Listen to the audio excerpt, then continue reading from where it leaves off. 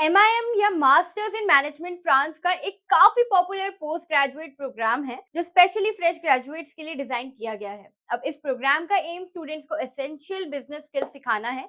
Management leadership की strong foundation यहाँ पे आपको सीखने को मिलती है। अब फ्रांस अपने वर्ल्ड क्लास बिजनेस स्कूल्स के लिए जाना जाता है, जहां masters in management MIM programmes theory और रियल वर्ल्ड एक्सपोजर का परफेक्ट आपको मिक्सचर मिलता है। अब चलिए इसे डिटेल में समझते हैं कि आपका course structure, top universities, eligibility, application process, आपका कॉस्ट, आपका करियर अपॉर्चुनिटीज क्या रहता है। अब सबसे पहले जो आपका कोर्स का ड्यूरेशन रहता है वो आपका 12 से 24 मंथ्स का रहता है। अब यहाँ पे आप कोर बिजनेस सब्जेक्ट्स भी पढ़ते हो, जैसे कि आपका फिनेंस हो गया, आपका मार्केटिंग हो गया, आपका स्ट्रैटेजी हो गया, आपका लीडरशिप हो गया। तो ऐसे आपके जो ये कोर सब्जेक्ट्स है इन्हें आप यहाँ पे पढ़ते हो। इसके बाद इलेक्टिव्स और स्पेशलाइजेशंस आप चूज करते हो जो आपके करियर गोल्स के अकॉर्डिंग होती है।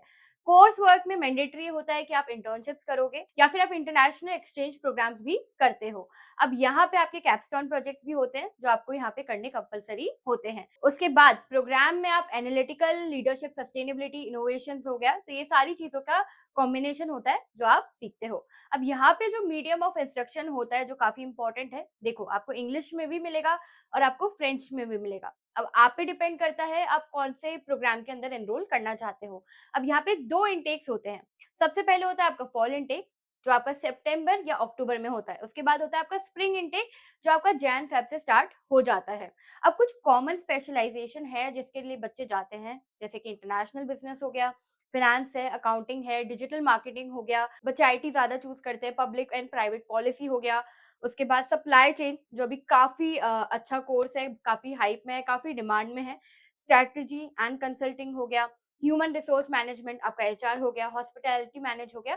और ऐसी काफी सारे डिफरेंट डिफरेंट स्पेशलाइजेशन होते हैं, जैसे कि आपका लग्जरी ब्रांड मैनेजमेंट जो फ्रांस के अंदर काफी फेमस भी है, काफी पॉपुलर कोर्स भी माना जाता है। अब मेन क्वेश्चन है कि आपको MIM फ्रांस में क्यों करनी चाहिए। अब फ्रांस के बिजनेस स्कूल्स ग्लोबली रिकॉग्नाइज्ड हैं। टीचिंग का जो मेन फोकस होता है वो थ्योरी पे नहीं होता, बल्कि क्रिटिकल थिंकिंग प्लस आपका प्रैक्टिकल एक्सपीरियंस पे होता है।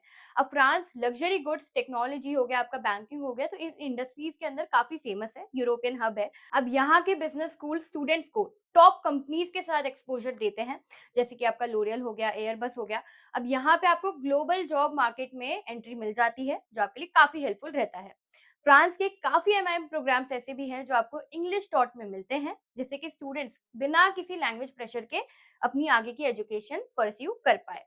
अब यहाँ पे आप पार्ट टाइम जॉब भी कर सकते हो। स्टूडेंट्स को 964 hours per year part time work करने की परमिशन मिलती है। साथ ही नेशनल मिनिमम वेजेस गारंटीड होती हैं जो लिविंग एक्सपेंसेस कवर करने में आपको काफी हेल्प करता है। अब MIM कंप्लीट करने के बाद आप APS के लिए अप्लाई कर सकते हो, जिससे जॉब सीकर या फिर आपका new business creator residence permit आपको मिलता है। उसे हम आपका रेसिडेंस परमिट भी कह सकते हैं। अब ये जो परमिट होता है यूजुअली 12 मंथ्स के लिए आपका वैलिड होता है।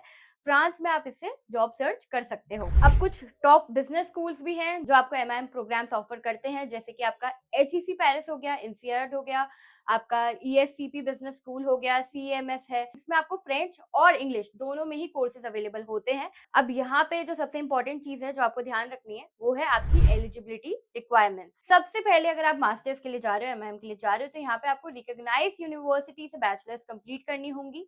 इंग्लिश लैंग्वेज का प्रोफिशिएंसी प्रूफ आपके पास होना मैंडेटरी है। आपको यहाँ पे आइल्स, टोफल, PT स्टैंडर्डाइज एग्जाम देना पड़ सकता है। कई कई केसेस में MOI यहाँ पे वर्क कर जाते हैं। कुछ यूनिवर्सिटीज ऐसी भी होंगी जहाँ पे आपसे GMAT या GRE भी मांगा जा सकता है। अब कुछ कॉलेजेस 1-2 साल का वर्क एक्सपीरियंस भी मांग सकते हैं। तो ये सारी चीजें जो है ये डिपेंड करता है कि आप कौन सी यूनिवर्सिटी में अप्लाई कर रहे हो। एलिजिबिलिटी क्राइटेरिया बिजनेस स्कूल के अकॉर्डिंग वेरी कर सकता है, इसलिए हमेशा यूनिवर्सिटी की ऑफिशियल वेबसाइट पे या तो आप चेक करो या आप अपने काउंसलर से भी पूछ सकते हैं। अगर आपको एप्लीकेशंस में हेल्प चाहिए तो आप क्लास 24 स्टडी अब्रॉड से कांटेक्ट कर सकते हो। कैसे करोगे? नीचे डिस्क्रिप्शन में फॉर्म लिंक है, उसे फिल करो या डायरेक्टली भी आप कॉल कर सकते हो। अब यहाँ पे जो लास्ट पॉइंट है जिसके बारे में हम बात करेंगे वो है कि करियर अपॉर्चुनिटीज क्या है। तो देखो MIM के बाद आप टेक इन मैनेजमेंट में जा सकते हो, IT प्रोजेक्ट मैनेजर के लिए अप्लाई कर सकते हो, प्रोडक्ट मैनेजर हो गया आपका, टेक बिजनेस एनालिस्ट हो गया, आपका इनोवेशन लेवल हो गया, फिनेंस के अंदर भी आप अप्लाई कर सकते हो। तो डिपेंड करता है कि आप कौन सी स्पेशलाइजेशन यहाँ पे करते हो। अगर आपको कोई भी डाउट है, आपको इसके बारे में और डेप्थ में जानना है, एक काउंसलिंग सेशन चाहिए वन ऑन वन, तो आप कॉन्टैक्ट कर सकते हो। कैसे करना है मैंने आपको ऑलरेडी बता दिया है। आपको ये वीडियो अगर हेल्पफुल लगा तो चैनल को लाइक शेयर सब्सक्राइब करना बिल्कुल मत भूलना। इसी के साथ मिलते हैं अगली वीडियो में, एंड तब तक के लिए थैंक यू सो मच।